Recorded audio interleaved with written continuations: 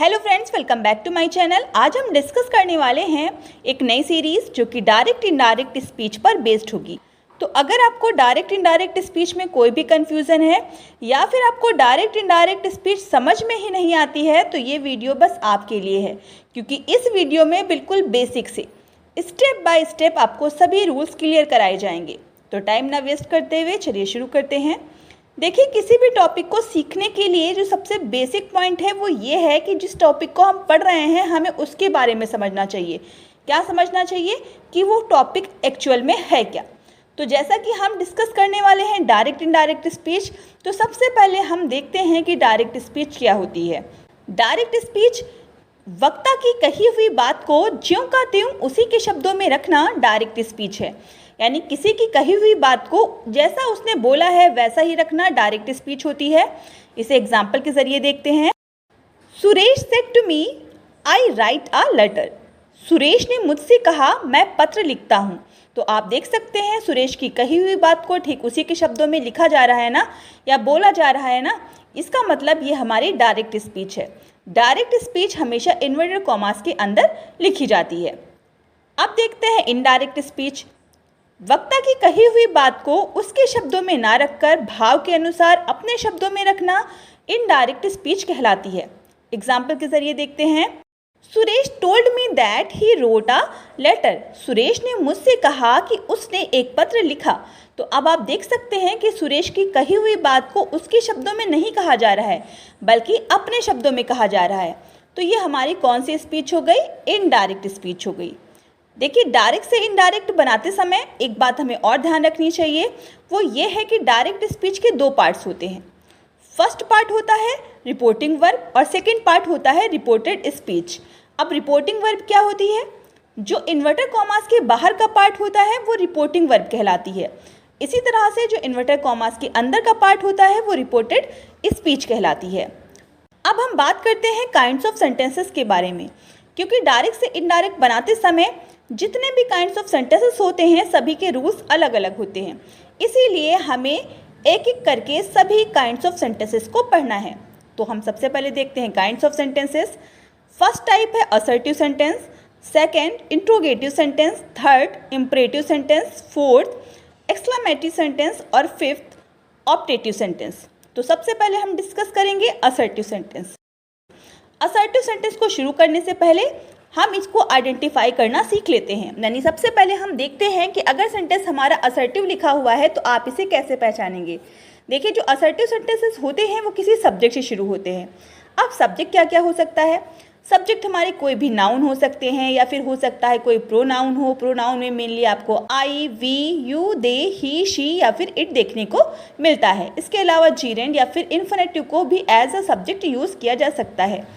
अब हम देखते हैं इसके बेसिक रूट। देखिए, जो हमारा असर्टिव सेंटेंस है उसमें से टू टेल में, सेज टू टेल्स में, सेइंग टू टेलिंग में और सेड टू टोल्ड में बदल जाता है। और असर्टिव सेंटेंस में कंजक्शन दैट लगाते हैं। अब हम बात करते हैं असर्टिव सेंटेंस के मेन रूल के बारे में। असर्टिव सेंटेंस का फर्स्ट रूल कहता है कि अगर रिपोर्टिंग वर्ब हमारी प्रेजेंट टेंस में या फ्यूचर टेंस में होगी तो रिपोर्टेड स्पीच के वर्ब के टेंस में कोई भी चेंजेस नहीं होंगे। तो पहला सवाल हमारा ये उठता है कि हम कैसे पहचानेंगे कि रिपोर्टिंग वर्ब हमारी प्रेजेंट टेंस में है या फ्यूचर टेंस में है। रिपोर्टिंग वर्ब क्या होती है? वही जो इन्वर्टर कॉमास के बाहर का पार्ट है। रिपोर्टिंग वर्ब प्रेजेंट टेंस में है या फ्यूचर टेंस में है, इस बात को पहचानने के लिए बस हमें क्या ध्यान रखना है? हमें ध्यान रखना है कि अगर इन्वर्टर कॉमास के बाहर के पार्ट में से या सेज या फिर इज, एम, आर सेइंग या फिर हैज़ या हैव सेड या फिर has been, have been saying दिखाई दे तो आपको समझना है कि हमारी जो रिपोर्टिंग वर्ब है वो प्रेजेंट टेंस में है। ठीक उसी तरह से अगर आपको रिपोर्टिंग वर्ब में विल से या शैल से दिखाई दे तो आपको समझना है कि हमारी रिपोर्टिंग वर्ब फ्यूचर टेंस में है। इस कंडीशन में जो रिपोर्टेड स्पीच की वर्ब है उसके टेंस में कोई भी चेंजेस नहीं होते हैं। कैसे? एग्जाम्पल के जरिए देखते हैं। एग्जाम्पल नंबर 1 लिखा हुआ है, he says to me Mahesh writes a letter.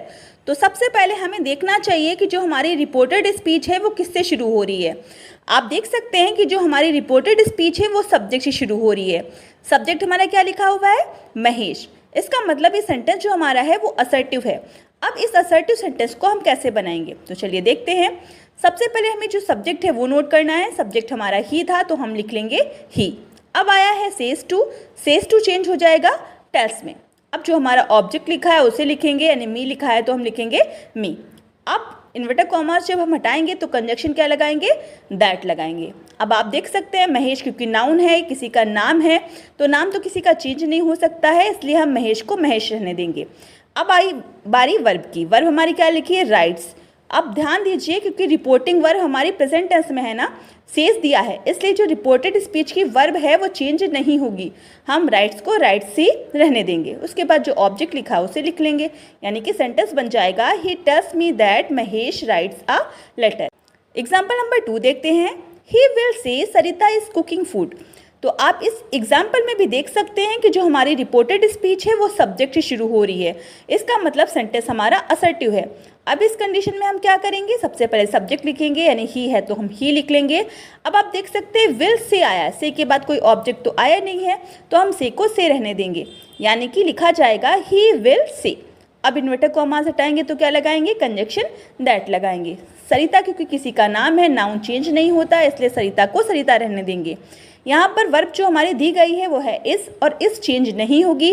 क्यों चेंज नहीं होगी, क्योंकि जो हमारी रिपोर्टिंग वर्ब दी गई है वो फ्यूचर टेंस में है, इसलिए हम इसको इस रहने देंगे। उसके बाद जो हमारा ऑब्जेक्ट दिया गया उसे लिखेंगे, यानी लिखेंगे कुकिंग फूड।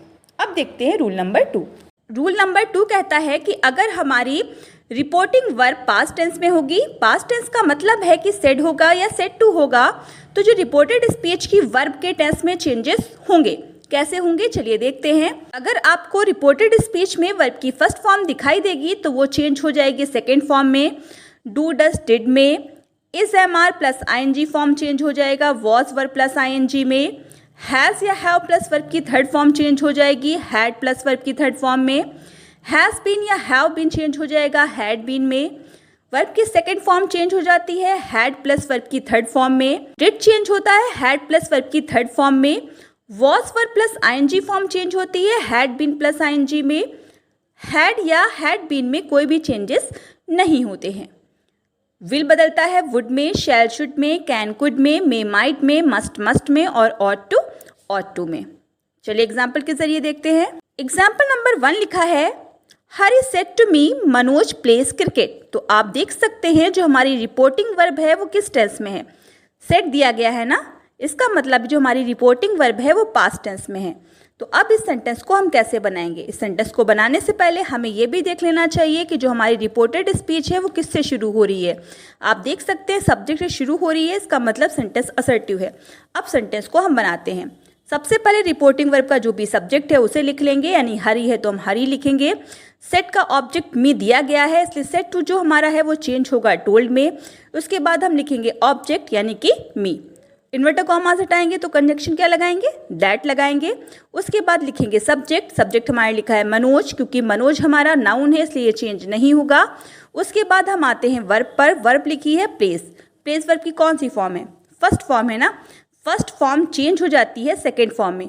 अब प्लेस की सेकेंड फॉर्म क्या होती है, प्लेस की सेकेंड फॉर्म होती है प्लेड, इसलिए हम लिखेंगे प्लेड। उसके बाद जो ऑब्जेक्ट दिया है उसे लिख लेंगे। ऑब्जेक्ट क्या दिया गया है, क्रिकेट, तो लिखेंगे क्रिकेट, यानी सेंटेंस बनेगा Hari told me that Manoj played cricket. आप देख सकते हैं कि जो ऊपर वाला सेंटेंस लिखा था वो प्रेजेंट इंडेफिनिट टेंस में था, इसलिए वो चेंज हो गया है पास्ट इंडेफिनिट टेंस में। लेकिन हमने डायरेक्टली वर्ब देख के चेंज किए तो हमारे लिए आसानी भी हो गई और सेंटेंस हमारा बिल्कुल राइट भी बना है। एग्जाम्पल नंबर 2 देखते हैं। यू सेड टू हिम सारा इज सिंगिंग अ सॉन्ग। तो इस सेंटेंस को कैसे बनाएंगे, सबसे पहले लिखेंगे सब्जेक्ट, सब्जेक्ट हमारा है यू। सेड टू चेंज हो जाएगा टोल्ड में। उसके बाद लिखेंगे ऑब्जेक्ट, ऑब्जेक्ट हमारे लिखा है हिम। इन्वर्टर कॉमास हटाएंगे तो कंजक्शन लगाएंगे दैट। उसके बाद जो सब्जेक्ट है वो लिखा जाएगा, यानी सारा लिखेंगे। उसके बाद लिखी है वर्ब, वर्ब क्या लिखी है इज बदल जाता है वॉज या वर में। सब्जेक्ट के अकॉर्डिंग चेंज करते हैं। सब्जेक्ट हमारा सारा है, क्योंकि सारा सिंगुलर सब्जेक्ट है इसलिए लगेगा वॉज।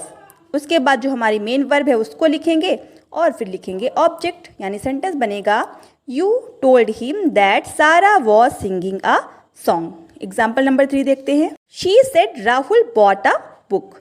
इस सेंटेंस को कैसे बनाएंगे, सबसे पहले लिखेंगे शी लिख दिया। उसके बाद हमें क्या करना है, सेड लिखना है, क्योंकि सेड का कोई ऑब्जेक्ट नहीं दिया है इसलिए हम सेड को सेड रहने देंगे। उसके बाद हम क्या लगाएंगे, कंजक्शन दैट लगाएंगे। और जो हमारा सब्जेक्ट है उसे लिखेंगे। सब्जेक्ट हमारा क्या लिखा है, राहुल, तो हम लिख लेंगे राहुल। उसके बाद हम देख सकते हैं वर्ब की तरफ, वर्ब कौन सी फॉर्म लिखी हुई है, second form. Second form change हो जाती है हैड के साथ थर्ड फॉर्म में। तो पहले हम लिखेंगे हैड, उसके बाद जो बॉट है उसकी थर्ड फॉर्म लिखेंगे। बॉट की थर्ड फॉर्म बॉट ही रहती है, इसलिए हम बॉट को रिपीट कर रहे हैं। उसके बाद जो ऑब्जेक्ट होगा उसे लिखेंगे। ऑब्जेक्ट हमारा क्या लिखा है, आ बुक, यानी सेंटेंस बन जाएगा she said that Rahul had bought a book. Example number 4 देखते हैं। He said to me they were playing cricket. इस सेंटेंस को कैसे बनाएंगे, सबसे पहले इसमें भी सब्जेक्ट लिखना है ही, उसके बाद सेड टू को चेंज करेंगे टोल्ड में, ऑब्जेक्ट हमारा मी है तो मी लिख लेंगे। उसके बाद इन्वर्टेड कॉमास हटाएंगे तो क्या लगाएंगे, दैट। उसके बाद जो सब्जेक्ट है उसे लिखेंगे दे थर्ड पर्सन का प्रोनाउन है और ये चेंज नहीं होता है। प्रोनाउन में चेंजेस आप अगले वीडियो में देखेंगे। उसके बाद हमें क्या करना है, जो हमारी वर्ब है उसे चेंज करना है। वर्ब हमारी लिखिए वर्ब हमारा चेंज हो जाएगा हैड बीन में, तो हम लिख लेंगे हैड बीन। उसके बाद जो हमारी वर्ब है उसे लिख लेंगे, यानी प्लेइंग लिखा है तो प्लेइंग लिखेंगे, और जो हमारा ऑब्जेक्ट है उसे लिख लेंगे। ध्यान रखिए जो हमारी वर्ब होती है वो पहली वर्ब ही चेंज होती है, दूसरी वर्ब चेंज नहीं होती है। तो सेंटेंस बन जाएगा he told me that they had been playing cricket. इसके अलावा कुछ एक्सेप्शंस भी होते हैं, चलिए उन एक्सेप्शंस को देखते हैं। सबसे पहले हम डिस्कस करते हैं कि एक्सेप्शन होता क्या है। एक्सेप्शन मीन्स होता है अपवाद। अपवाद का मतलब होता है नियम से छूट, यानी आपको ऊपर जो 2 रूल्स बताए गए हैं वो रूल्स इन कंडीशंस में लागू नहीं होते। कौन सी कंडीशन में, जो आपको अब नीचे बताई जा रही हैं। सबसे पहली कंडीशन है यूनिवर्सल ट्रुथ।